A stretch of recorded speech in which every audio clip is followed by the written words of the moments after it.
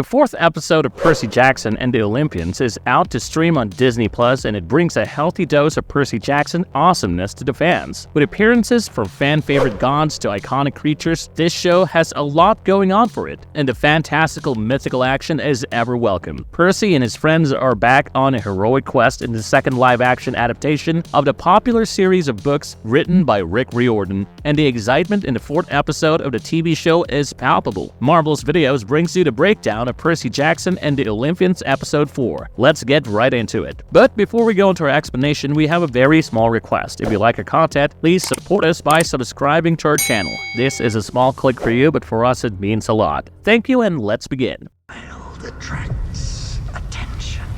A forbidden hero. The dark and looming figure is back. The episode opens with a flashback of the time when Percy's mother, Sally Jackson, is pursuing a 7-year-old Percy to learn to swim, but he is unreasonably terrified. Percy won't let go of the edge of the swimming pool. Sally explains that it might be dangerous for Percy not to learn to swim, and a day might come when she might not be there to help. So he needs to learn this now. Percy realizes his mother is tense about something and calms her down by asking her to breathe. He embraces her with a hug and assures her she'll always be there for him. When he lets go of the embrace, he is mysteriously transported to a desert in the middle of nowhere, where he encounters the dark and looming figure holding a lantern again, previously seen in the first episode. This time, the man addresses little Percy as a hero and tells him a forbidden child attracts danger, whereas a forbidden hero attracts doom. He warns Percy by saying she is coming, a nightmare from which Percy wakes to the present day, where he's traveling on a train with Grover and Annabeth.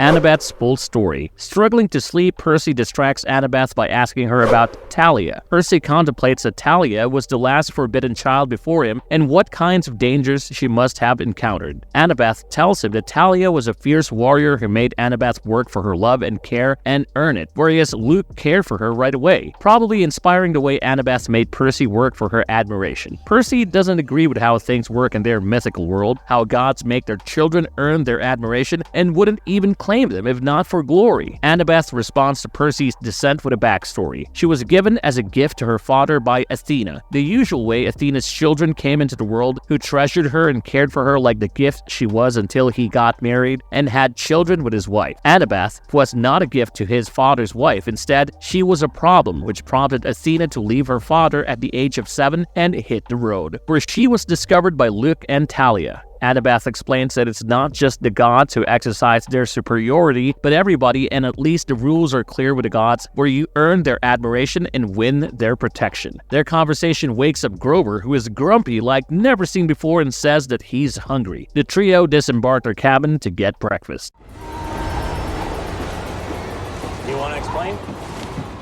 The destroyed cabin. Percy, Grover, and Annabeth have breakfast on the train when Percy looks out of the window and locates a family of centaurs running next to the train in their centaur glory. Grover explains that there was a time when herds of centaurs were everywhere until the god of the wild, Pan, disappeared mysteriously a few thousand years ago. Without Pan to protect the natural world, humans have been chipping away at the wildlife. The bravest satyrs volunteered to become searchers who went out looking for Pan but were never to return. Just like Grover's uncle, Ferdinand. Percy and Annabeth also have a conversation about the oracle's words to him over Percy's concern, to whom Annabeth assures him that her words couldn't mean anything, and there is no reason for Percy to be worried about the specifics. Just then, they're interrupted by a police officer who comes in demanding to see their ticket. The trio is escorted by the officer to their cabin, which is completely trashed. Percy, Grover, and Annabeth are puzzled over being questioned about the trashed cabin based on the testimony provided by a lady in a nearby cabin who heard children's voices in tandem with the trashing noises. They are taken into custody on the train by the authorities. You should run now. A mysterious woman on the train. The trio, sitting in custody, started to theorize that their cabin had burst open from the outside towards the inside and might have been done by someone who suspected Percy to be Zeus's lightning thief. Just then, they are approached by the woman who reported them to the police officers. She tries to comfort them by asking the police officer standing on guard to excuse them and introduces herself as a mother to the trio, with whom she empathizes for being scared on account of not traveling with their mothers. The woman seems to be in possession of a pet carrier for a small animal. Grover notices small pieces of glass in her shoulder as she sits herself down at her booth, and Percy, who is already suspicious of her being a monster, gives her a fair warning about how they have defeated all monsters like her in their path until that point. The woman accepts the resemblance to the monsters as she claims to be their mother, revealing herself as Echidna. She tells them the monsters they have killed until now were her children, and she was there to exact her revenge by unleashing her puppy in the carrier to haunt them. She believes demigods are the true monsters and reveals herself to instill fear in their minds, as fear of its prey can be tracked down by her mysterious pet monster. The creature inside the bag starts growling increasingly. Unzipping the bag from the inside, he shoots on a serpent-like tail, directly stabbing Percy in the heart. Annabeth immediately retaliates by stabbing the tail with a knife, and the trio manages to run away from the situation. Escape to St. Louis. Percy, Grover, and Annabeth run for their lives on the moving train when Grover discovers a stinger in Percy's heart. He doesn't know what monster might have such a stinger or whether it could be poisonous, but the monster is chasing behind them, tracking their scent and going through compartment doors by trashing through them and making the train stop suddenly. The group detrains themselves immediately and notices the creature not behind them. They realize the monster was an infant and was unable to venture far away from the mother, which gives our heroes a brief window to find a hideout. They wander off into the civilization nearby and find themselves in downtown St. Louis, Missouri, scavenging for a safe place to cool down when Annabeth suggests an Athenian temple close by, built by one of Athena's demigod children a long time ago. Surprised by the fact that a hidden Athenian temple exists in the middle of St. Louis, the trio find themselves heading towards a monument, the Gateway Arch.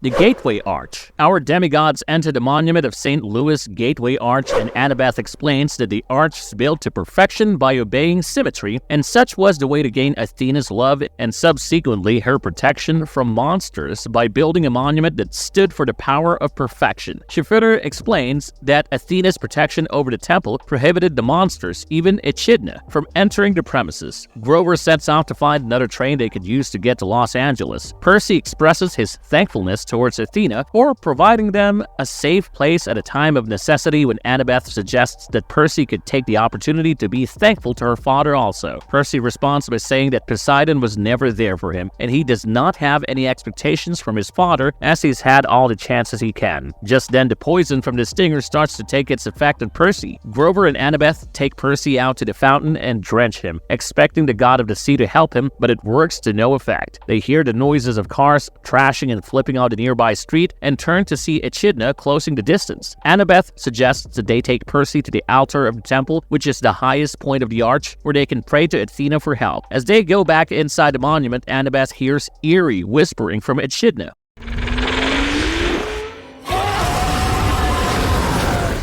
Percy gets attacked by a demigod killer. The trio takes their seats in a tram set to take them to the highest point. Just as the doors are about to shut, they catch a glimpse of Echidna and the shadow of a monster with horns, who are both inside the monument now. Grover immediately recognizes it as a Chimera, the fire-breathing monster from Greek mythology. He is puzzled as to how they can enter the monument when it's a sanctuary for Athena, and Percy turns to Annabeth for answers. Annabeth tells the group that Echidna informed her that she had hurt Athena's pride by displaying impertinence when she became a part of the decision behind shipping Medusa's head to Olympus, and without Athena's protection, they're on their own against Echidna and her Chimera. Realizing that they have to battle it out with a demigod killer and her mother, Annabeth pulls the fire alarm, causing all the tourists to exit the observation deck of the arch, and suggests that Grover take Percy down with everybody else because Annabeth feels not all of them can make it through the attack. She tells Grover to take Percy down to the river, and after he's cured, they will continue their quest until they return to Zeus's lightning bolt. Percy offers up his pen sword to Annabeth, and as she extends an arm to take the sword, Percy swiftly switches places with Annabeth and locks the door behind himself, locking himself in the observation deck. As Percy's vision becomes hazy with the poison, he turns with his sword drawn to face the mighty Chimera in all its terrifying horror, accompanied by the mother of monsters herself. Percy takes a swing at the monster, but gets quickly disarmed by the jolt of the Chimera's paw and nearly misses a fire attack from the monster.